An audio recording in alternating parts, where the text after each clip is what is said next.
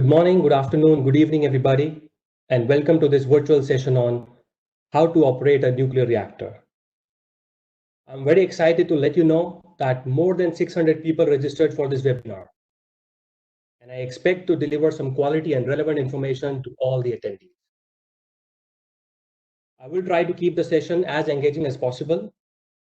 There will be some pollings that you can see on the right side of your panel. You can keep on answering that polls at the time when it comes. And I will also do the demonstration of IPWR simulator in the second half of this virtual session. And I hope that you will enjoy this session. This is an introductory webinar on IAEA's nuclear power plant simulators. And the idea for this webinar is very simple. We just want to introduce you to various tools and services that IAEA is providing to its member states in the area of simulations for education and training. Specifically for nuclear engineering. Let me first start by briefly introducing myself. My name is Chirayu Batra, and I'm currently working as a nuclear engineer at the Department of Nuclear Energy of the International Atomic Energy Agency. I have been at the agency for almost 5 years, and I'm working as a scientific secretary or supporting roles for various activities related to advanced reactors, mainly fast reactors, and currently involved in 2 international benchmark exercises related to modeling and simulation, along with some international studies in the related area. I have also led and supported several education and training courses using IAEA simulators and trained more than 200 students and professionals worldwide. If you or your organization is interested, you can contact us. We also have 2 very distinguished panelists with us. First, I have with us today Ms. Isabel Parado Rodriguez from Tecnatom, Spain. We worked together for the development of IPWR simulator, and she will be available with us all through the webinar and ready to answer any technical questions that you may have. Isabel has been working at Tecnatom for the last 10 years as a simulation project manager and has participated in 2 big projects related to simulations, the full scope simulator of Atucha 2 in Argentina and the full scope simulator of NPP of Angra 1 in Brazil. She was responsible for developing the thermal hydraulics and logics of these simulators.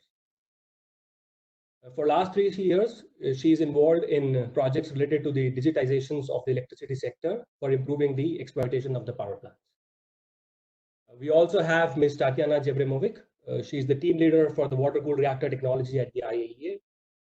The simulator project is part of the water-cooled reactor project, and Tatiana has been strategically working for the last few years to enhance the use of basic education and training simulators to meet the needs of our member states. She has a remarkable career as a nuclear engineer, spanning more than 3 decades in industry, academia, and international organizations, and currently leading several research projects and studies at the IAEA. She will also be with us all through the webinar and available to answer any questions that you may have during the question and answer round. Welcome, Isabel, and welcome, Tatiana. With this brief introduction, I will start my presentation now. This is the outline of my presentation. It is divided into 4 major parts. First, I'll talk about the IAEA simulator program overview. What are the objectives and types of simulators? Then I will explain briefly how to obtain these simulators.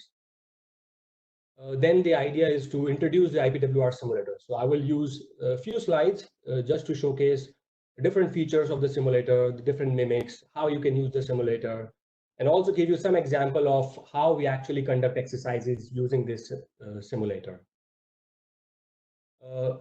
Then the last session of this webinar will be on simulator demonstration, where I will switch the application to the software itself, and I will try to show you live how the software works. It's a fascinating tool developed with the help of Tecnatom, and I'm sure you will enjoy this demonstration with me.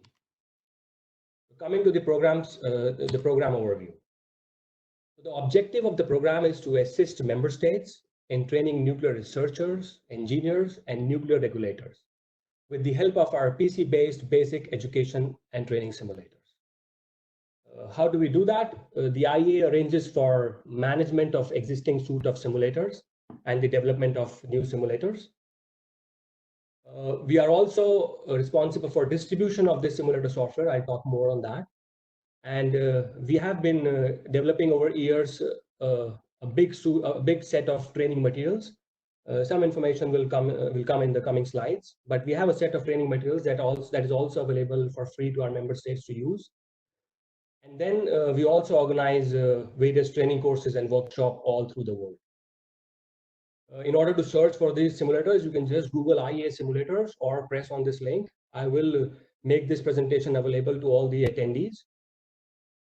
The main purpose of this education and training courses that we are doing all through the world is to focus on active learning by doing.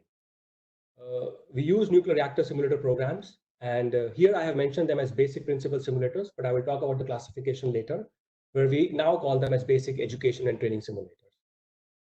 And we have other toolkits also to assist member states in education and training, nuclear professionals on physics and technology of nuclear power reactor design. So this is it's a very engaging tool, and the benefit of using such tools is that the classes become very interactive and the learning becomes very intuitive. In this slide, I just want to mention how the simulators are classified based on the definitions coming from the IEA Tech Talk 1887. This is a recent publication. The link is also available in this slide to download the publication. So the basic classification is between the basic education and training simulators and the professional training simulators. Within the basic education and training simulators, we have part task simulators as well as the full plant simulators. The IAEA's the complete suite of simulators, they fall in the category of basic education and training simulators. We have both part task as well as full plant simulators, and I will discuss that in the coming slide. I will not touch upon the part of the professional training because that's out of the scope of this webinar. However, we also have a tech talk which talks about the professional training as well. The definitions have been made taking into consideration these two basic facts, which is nuclear education, which is understood to represent the knowledge building process, and nuclear training, which is understood to represent a capacity building process. So based on these definitions, we have done the classification for the simulator. Here I have just taken from the previous slide 3 types of simulators just to clarify what basic education and training simulators are. They can be operated on a personal computer and are provided for a broad audience of technical as well as non-technical personnel as the introductory education and training tool.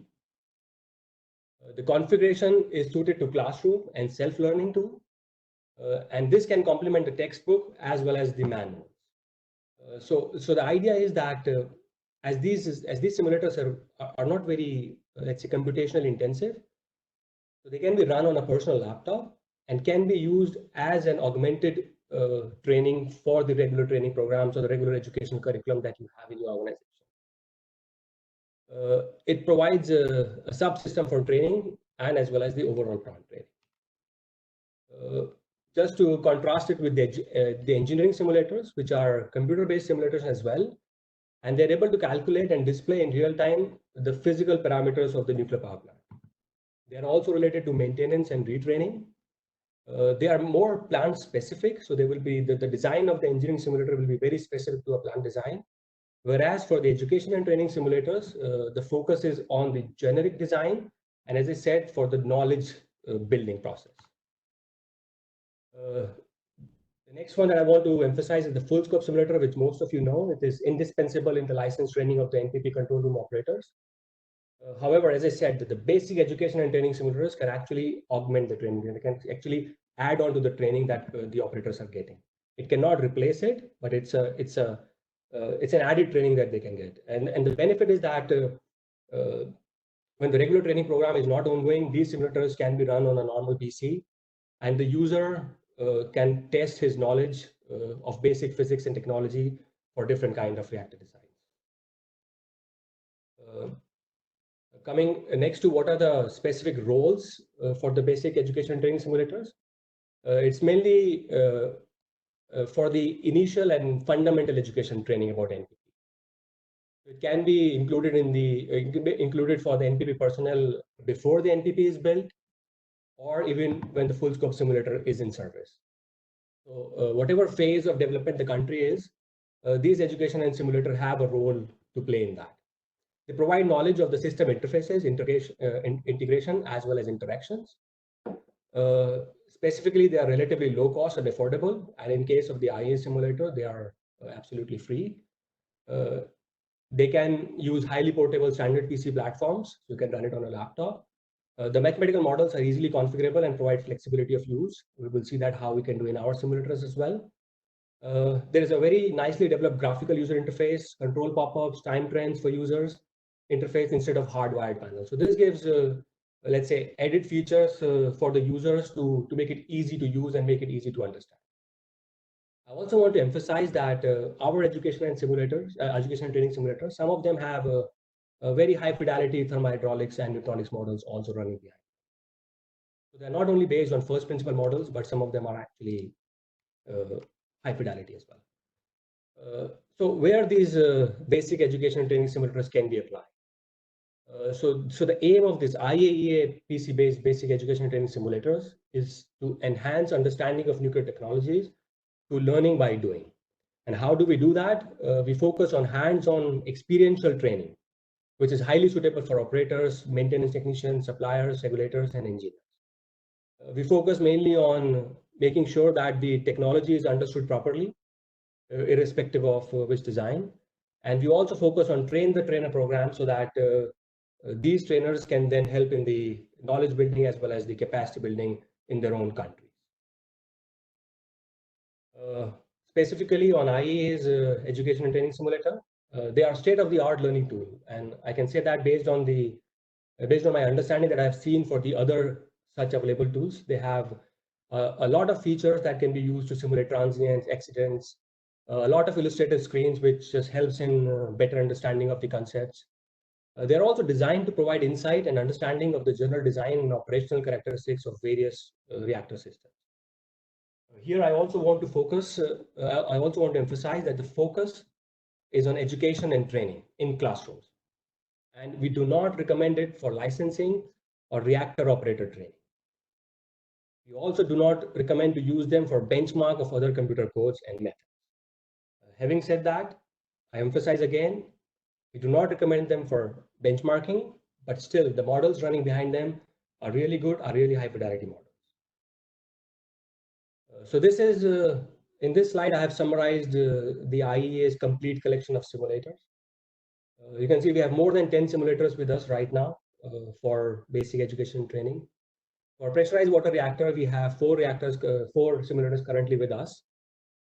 As you can see here, I have mentioned that they are Korean type, Russian type reactors because they are very generic designs. They are not very specific to a particular plant. The IPRR simulator, which we'll talk about in this webinar. Also, we have 2 boiling water reactors, the advanced boiling water reactor and the advanced passive boiling water reactor. We have 2 pressurized heavy water reactors simulators, the conventional PHWR and the advanced PHWR. We also have a microphysics simulator, which is a PARTA simulator, and this one has a capabilities for 3D plotting, and it's a very nice tool if you want to learn about reactor physics. So the core is very nicely modeled in this, and you can see various reactor physics-based phenomena in this PARTA simulator. We are also in the process of development of 2 innovative energy system simulators, which is one for sodium cooled fast reactor and another one high temperature gas cooled reactor. And there is another one which will emphasize on severe accident simulations of pressurized water reactors, and these are under development. We hope to release the severe accident simulator as well as the SFR simulator either by the end of this year or early next year. They are well advanced in the process of making, and then they should be available soon with us. As I said previously as well, that we have a range of training material and publications. I have listed here a few. These are all hyperlinks. So when you get the presentation, you can get to download them. However, you can easily find them on the IAEA website, as well as if you Google them, you will also be able to find them. You can see the training course series that we have, which mainly comprises of manuals for the simulators as well as the exercises. So we have developed booklets which specifically list all the exercises, and you can repeat them using the simulators. And then we also have certain technical documents which help in, let's say, systematic education and training approach, how you can use that with the help of simulators. And also I want to emphasize this training course series number 69, which is on passive safety systems. And this one is good in a sense that in the first part you find all the theory, and in the second part you find how our simulators can be used to understand the passive safety system.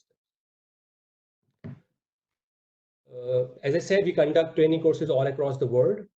And so far, in the last 2 decades, we have conducted more than 40 education and training courses, which have been hosted by 16 member states. And we hope to continue this in the coming years as well. Okay, so that concludes the first part of my presentation. The second is I have talked about what these simulators are and how many do we have. I want to emphasize now, or I want to tell you now about how you can obtain these simulators. There's a hyperlink which you can click, or otherwise you can Google IAS simulators. The page clearly shows very easy 3-step process. The first step is that you have to register on Nucleus. So go to the iasnucleus.iea.org. Once you log into that website, it will ask you to register on the top right side. You have to fill up this form and keep a note of the username. As a second step, you can find this request form on our website. You have to fill this form, and this is where you have to fill this Nucleus username, which is very important for us. Also make sure to fill that how many expected numbers of users you have in your organization. Once you fill this form, you have to send this form to a competent official authority for their approval. Your national authority will then send it to us after their approval. Once the request comes to our section, we'll provide access to the simulator portal where all the simulators could be downloaded. Here I have given the examples of your competent official authority, which can be, and also there is a hyperlink which will give you the contact information of all your permanent missions. Usually these requests, if sent to permanent mission, are easily sent to us. So I suggest that this is a way that you can also take after filling the request form. You can send it to your permanent mission, and then they will finally transmit to us. Once your request is approved, this is the protected portal. So this is not an open portal. You will get a link to access this portal, which will have all our simulators. You can request access either for one or all. For us, it doesn't matter. Once your request is approved, you get the login credentials for this portal. You can go there and download the simulator as well as the relevant manuals. Here you can see that this simulator is available for both 32-bit installer as well as 64-bit installer. I also want to mention that most of our simulators are running very properly on Windows 10. So in case you are using Windows 10 in the recent build, most of our simulators will not have any problem. However, some might have problem if you're running Windows 7 or Windows 8 system. In those specific cases also, in case you have some troubles in running the simulator or installing the simulators, you can write us an email on the simulators contact point, which was mentioned in the very first slide, and we will be able to help you in installing the simulator as well. We also provide support to our member state once they have the simulator and they have some information regarding the issues that they have while teaching, then also they can contact us. Okay, so that's about our program. And now we come to the more exciting part, which is the SMR simulator. This is one of the recent additions to our suite, which was added a couple of years back. So in this short deck of slides, I will just mention the features which are available and how you can use the simulator or how you can analyze the results, which is better represented if I do it in a PowerPoint. And then I will switch the application and run the simulator itself. So this is an integral pressurized water reactor design. From the thermal hydraulic parameters, you can see that the thermal power is 150 megawatt thermal and the electrical power is 45 megawatt electrical, categorizing it into a small modular reactor. As I said before as well, it's a generic design, so I cannot compare it with any of the existing designs in the world. But it will have similarities to some of the designs that are currently being developed. The pressurized pressure is 15 megapascal, which is standard for the PWRs. In this simulator, we have simulated 14 systems, categorized into primary, secondary, and tertiary systems. The simulator has these 4 passive safety systems also simulated in this, which is the automatic depressurization system, the pressure injection system, the gravity injection system, and the passive heat removal system. We will talk about this and also demonstrate during the demonstration. Coming to the main simulator features, it is actually, I want to emphasize that these are 2 simulators embedded into one, because you can either run this simulator in the natural circulation mode, or you can also run in the forced circulation mode in which the pumps will be used. And I can tell you that for both of these, there are completely different models that have been implemented. And the vendors have done a phenomenal job in doing that, in making these 2, let's say, completely different reactors into one simulator. For the demonstration purpose, we will use the natural circulation, which is of more interest. We can also run the simulator in both the modes, in turbine leading as well as the reactor leading mode. And this is important, let's say, during the exercises such as reactor startup or exercises like that, when you have to take the reactor in the reactor leading mode. For our purposes, we'll see the exercise probably in the turbine leading mode. It also has circulating water cooling system, which is open loop and closed loop both. This is done in order to emphasize the learning on how the efficiency of plant might change based upon the external conditions or the external temperature. So if you are in one part of the world where the temperature is high, or where one part of the world the temperature is low, you can play with the ambient temperature and see how the efficiency of the plant changes. For all these features, we have the set point configuration. So that means that you can set up your own set of configurations as well within certain, let's say, possible limits. And I will show you how you can do that during the demonstration. And that will allow you to play more with your design, let's say the design which is more closer to your requirements. This is just a list of simulators. I'm not going to read them.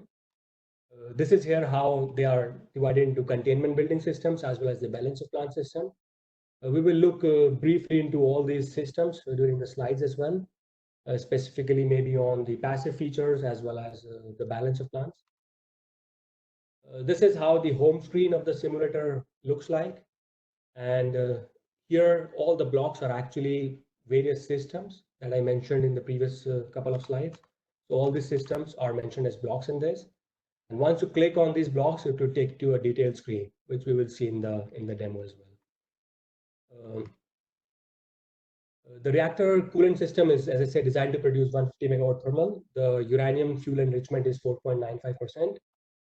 The core uses 24 standard 17 by 17 PWR fuel assemblies. It works both in forced as well as natural circulation mode, and the coolant flow is around 424 kilograms per second. The steam generator is designed as a helical coil steam generator. It's a one-screw steam generator. It has got all the necessary valves simulated as well as represented in the graphical interface, the control and isolation valve, the safety valves. We have also modeled it in a way that the turbine bypass line has 100% capacity. Some of you might question that, but let's say for this design, we have this. And we also have the capability to manually control the turbine bypass line in order to see if the capacity is 60% or 80%. So by default, it's 100%. But as I said, the simulator is highly customizable. You can play with it and define your set points as well. This is the screenshot of the nice main steam system that you can see here, and how neatly it has been done in order to enhance the learning process.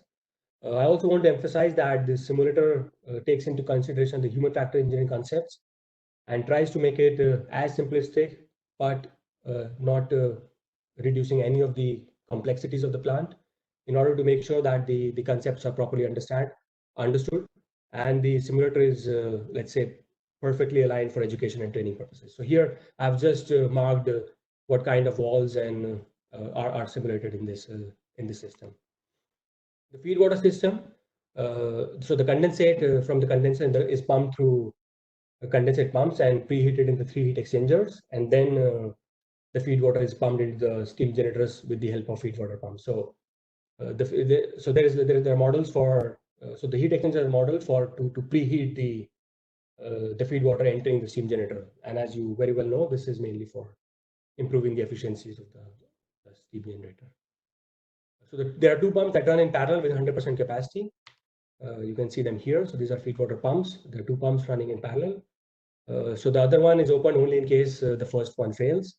Here you can see the heat exchangers, which heat up the feed water before entering the steam generator, and also the feed water control valves as well as the isolation valves are seen here.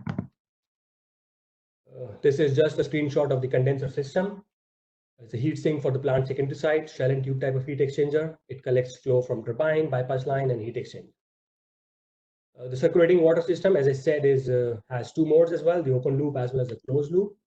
Here you can see in the system mimic that this is open loop and this is the closed loop. The passive systems that I mentioned, the ADS, and the main function of the ADS is to reduce the primary pressure by releasing the steam into the pressure suppression pool. The steam then condenses in the pool, and the ADS valves are made in a way that they open in series one after the other, because the certain in case we do too much depressurization in one go, it might lead to voiding of the core. It has simulated with 3 valves, and this is a passive safety system which works on a particular set point. We'll see that as well. These are the ADS valves. Here you can see the flow, how it is marked, and here the exit for the ADS valves, which is going into the suppression pool. The containment cooling system, this is an active system and works during high containment pressure. It uses the spray system, and there are 2 independent trains, each with 100% capacity.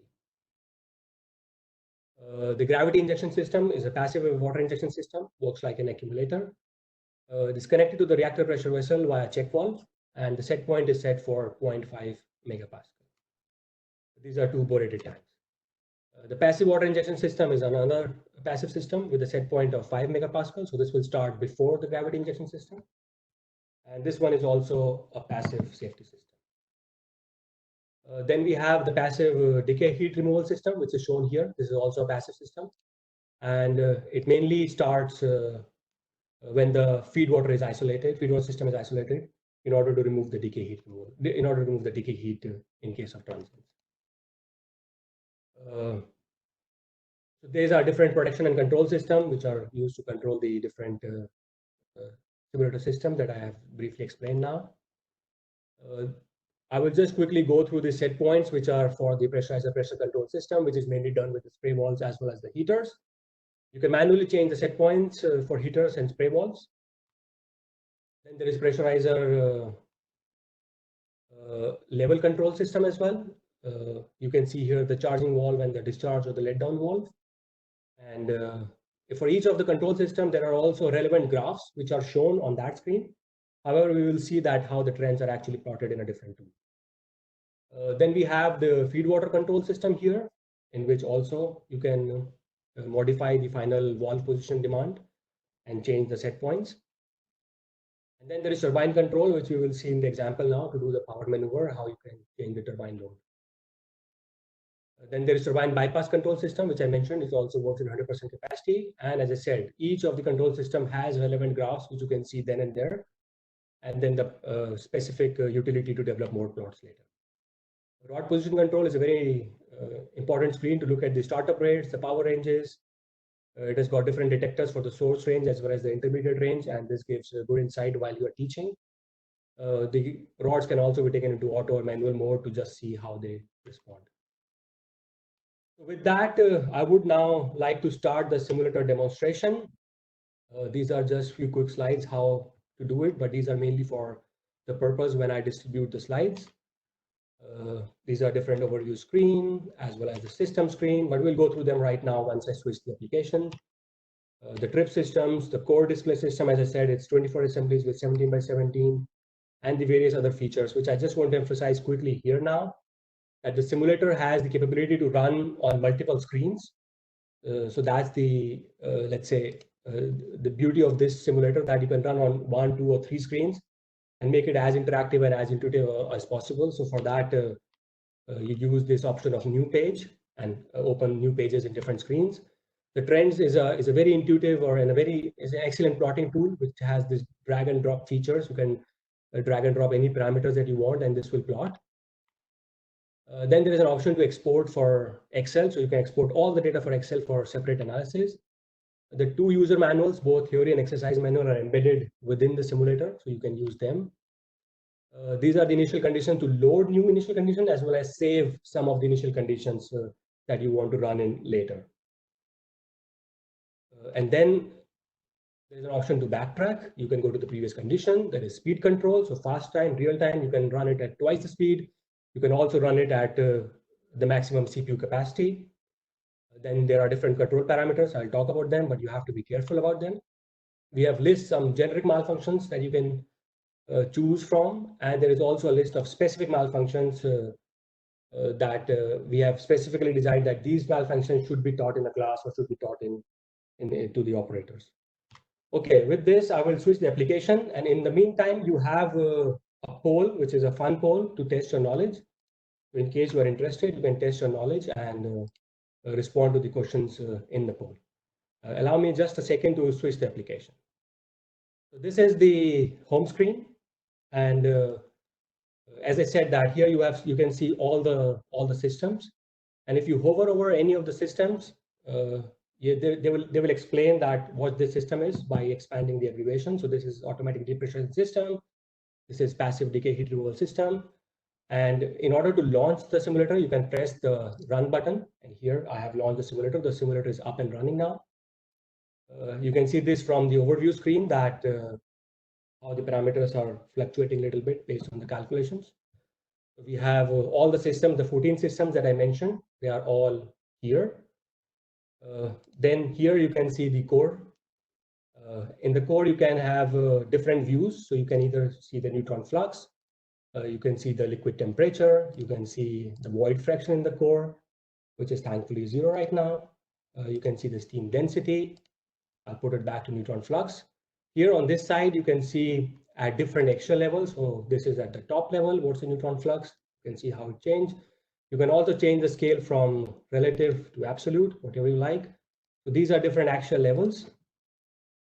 On this screen, you can also see that there is a nice feature to look at the reactivities, which is a very useful feature while teaching in order to understand how different reactivity effects take place during a transient. Coming to the systems, here as I explained that there are primary, secondary, and tertiary system. I will scroll through right to see all the systems. So here you can see the primary system. And if I scroll through the right, you will see the secondary system. I scroll further, and these are the screen mimics, which I already showed in the PowerPoint, so that we can reduce some time here in explaining all these mimics. And then the tertiary system, and as I said, that there's a three-way valve that you can play with and change from primary to secondary to tertiary system. Also from open loop to the closed loop, and based upon your requirement. As you can see here, that the graphical interface has been made taking into consideration the human factor engineering. When you hover over to any of the valve, you will see what this valve is, so it will explain. And while clicking on the valve, you can also change the set point of the valve or also manipulate it. The color scheme has been kept very simple with only two colors, orange being warm and blue being cool. This helps also in properly understanding the physics. Showing you the various control system, as I mentioned. And here you can see the pressurizer pressure control system, how you can play with this. You can see the rod position control system. You can put the rods in, let's say, manual mode. And here you will see that in the alarms panel that this alarm is now on. And this is a nice feature to see what is happening in the reactor. And let's say if I start putting the control rods in, you will see that the bank C is now moving in. And you can see here, I'll put that in auto mode so that we avoid the unnecessary scram and to restart the simulator. Here you see now the rods are going out because it's in auto mode. I will reset the alarm, and then you will see that the alarm is gone now. The reactor is in turbine leading mode. We can also take it to reactor leading mode. I'll keep it in turbine leading mode because I will just do a 10% power maneuver now to show you.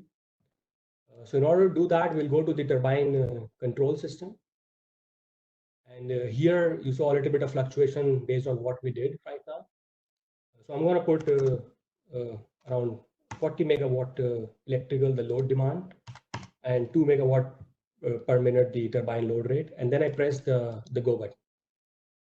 The simulator runs in real time. So you will see the response, how the reactor will actually respond in real time. In order to run it fast, I will just click on fast time and use the maximum capacity of my CPU. And then here you see that already some changes have started to happen. I will not go into detail about explaining the physics because that's not the scope of this webinar. For that, we hope to conduct more webinars specifically to teach this simulator. But here you can see that how the parameters are changing, and actually the reactor is getting stable at the required value. I'll put it back to real time so that we don't miss the phenomena.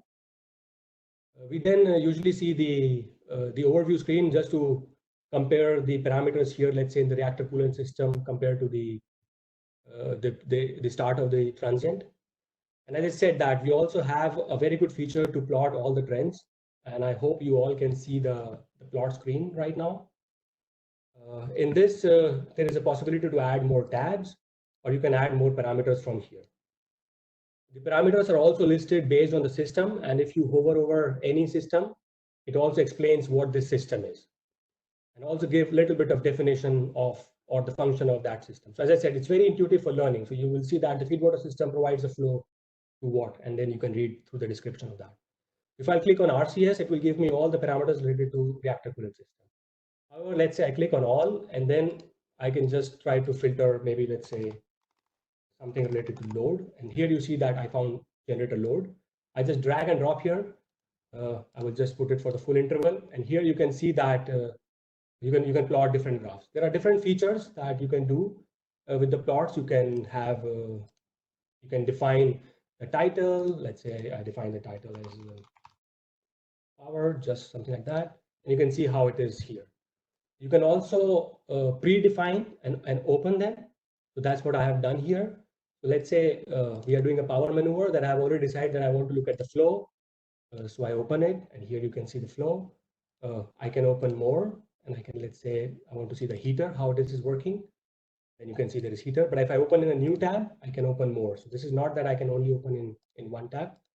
I just keep on opening more tabs, and here you can see that how I'm able to open different graphs within one window.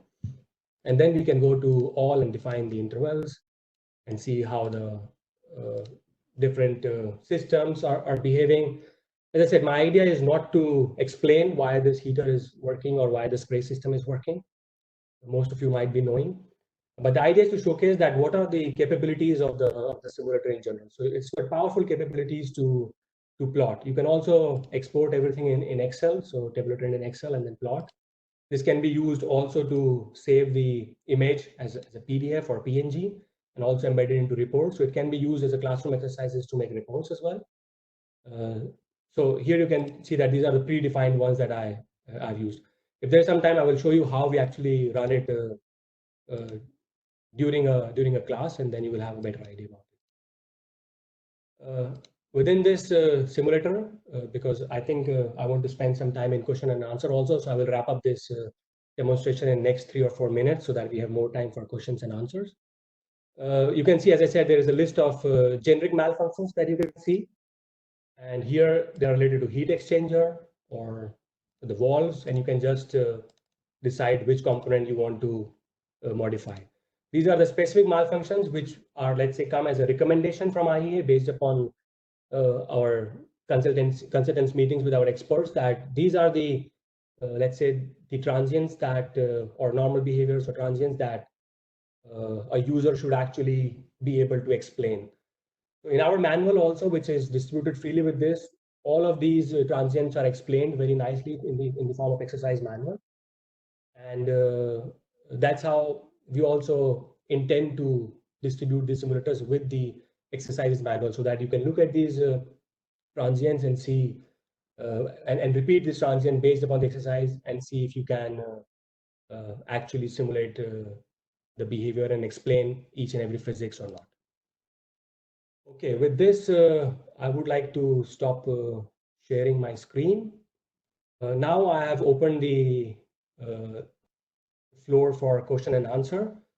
Give me 1 minute to just open the Q&A panel, and I will try to answer, and I will also ask my panelists to answer the questions.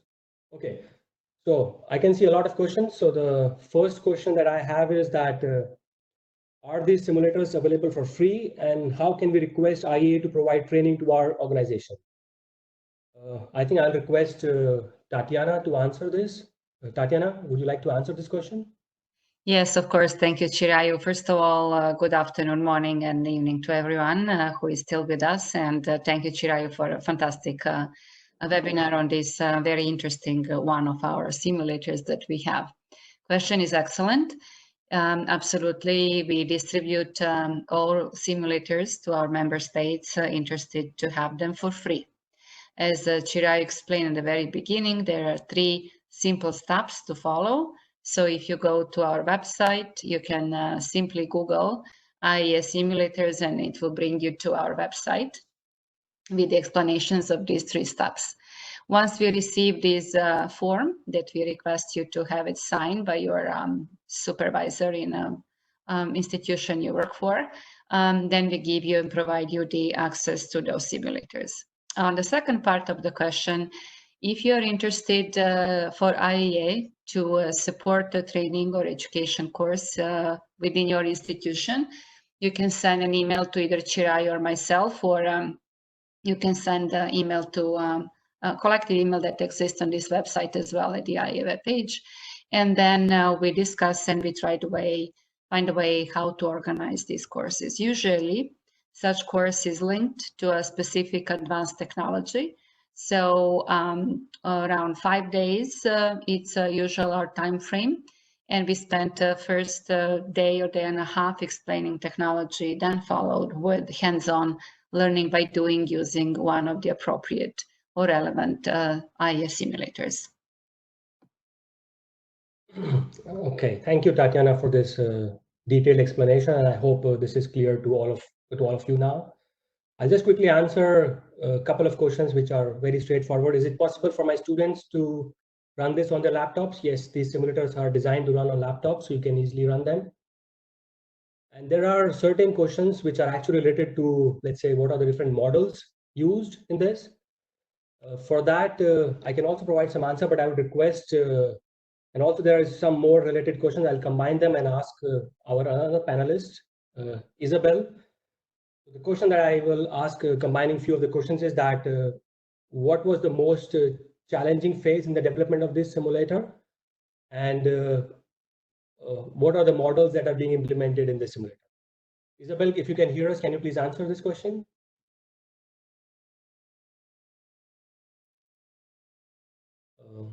Isabel?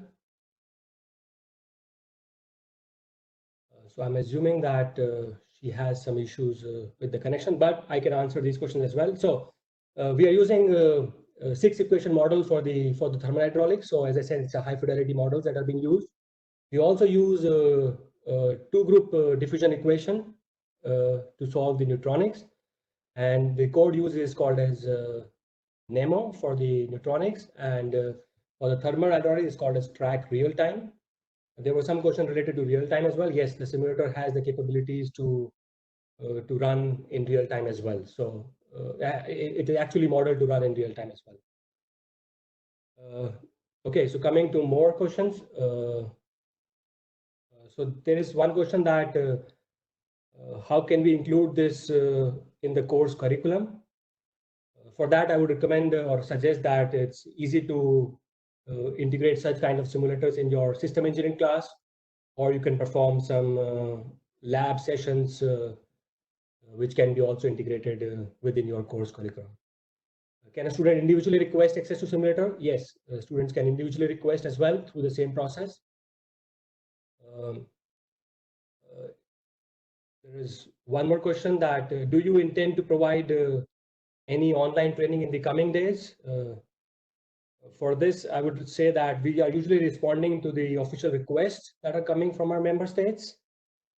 We do have some requests in case it increases, we can try to implement, but I would also request Tatiana to please comment on that, if you can. Yes, that's excellent also question. We are glad to have something like increased interest in what we offer to our member states. we would appreciate any official request to reach us, and then we will be working on that very shortly to try to implement and share a new type of webinars or training courses with all of you. Okay, thank you, Tati. Maybe there's a related question that you can answer that. Do you have some e-learning materials on this? Yes, that's an excellent question. We do develop e-learning modules, and we foresee that probably in a time frame of a couple months, we will be able to launch them on our website and make them accessible to our member states. They will be addressing mainly advanced reactors and kind of link into the application of the current softwares that we have or simulators that we have. Okay, thank you. Thank you, Tatiana, for this information as well.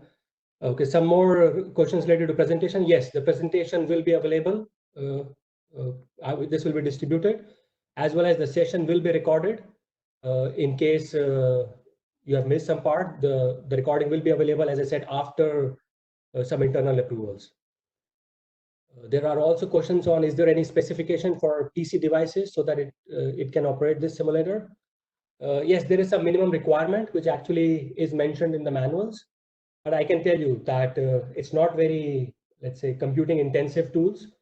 So any modern PC running Windows 10 with 4 GB of RAM and let's say a couple of gigabyte of free space should be able to run these simulators very easily. Is it possible for IAA to support NPP simulator workshop in individual member states? Maybe Tatiana, would you like to answer that? Yes, that's what we mentioned a bit earlier. We can support this type of workshops or training courses per request coming from member state specific institution. And also, as I mentioned, it's linked to a specific reactor design or advanced reactor design. So any such request, we would appreciate to receive, and then we consider on case-by-case basis. So thank you for your interest. Thank you, Tatiana. We have one more question. If I want to distribute this simulator to my class, do I need to request access for each and every student? That's a good question. So usually we give access to one particular organization. So let's say as an organization, if you get a request, if you get an approval, you can distribute it within your organization and to the people of same member state. So it depends upon which member state is sending this after approval.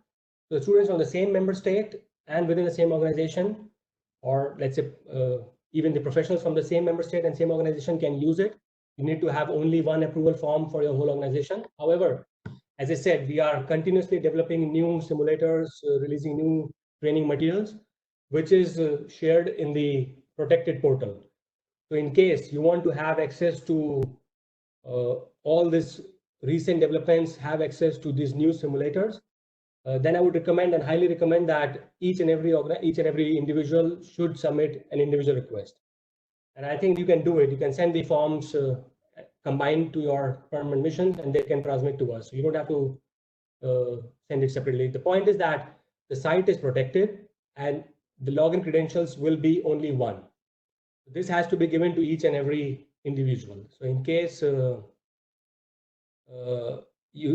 each and every individual who also wants the access, then they should submit a separate request. Is there a Linux version for this simulator? Unfortunately, not. Currently, all these simulators are running only on Windows machine, but we take it as a feedback, and we'll try to make sure that our future simulators are able to run on different platforms as well. Or we try to make it maybe platform agnostics as well. Is it possible to run AI simulators with AMD CPU-based computer? Yes. It does not depend upon the processor. It should be able to run on any of these. The point of the requirement is the of the operating system, which should be Windows.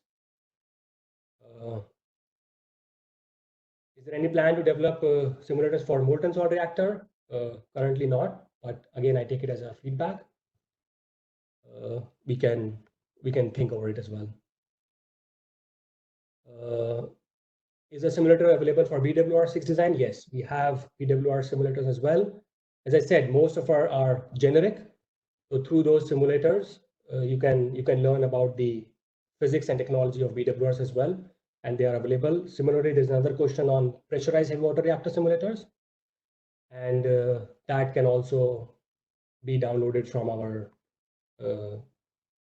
website. There is a question on how many users in an organization can we have. There is no limit for that, and then I mean, as many as users as you want, they can have the simulator on their PCs. Can you complete station blackout simulation? Yes, the simulator has the capability to do station blackout as well. And if I remember correctly, there is an exercise in the exercise manual, which you can use that. And as I said, it's a complete suite of simulators. So the other simulators also have these features. How we do currently these kind of trainings is that we try to take the best features of one simulator and present it through that simulator. And we use the others for different kind of transient behavior or normal operation behavior. Can these simulators be used for personnel licensing of nuclear power plants? No.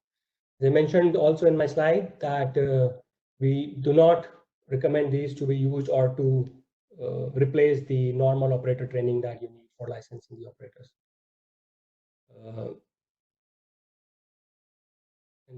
I'm just going through question. Is there a certificate for this webinar? I'm sorry, not. This is just an introductory webinar. We will see if there is a training, then for sure there will be some certificates as well.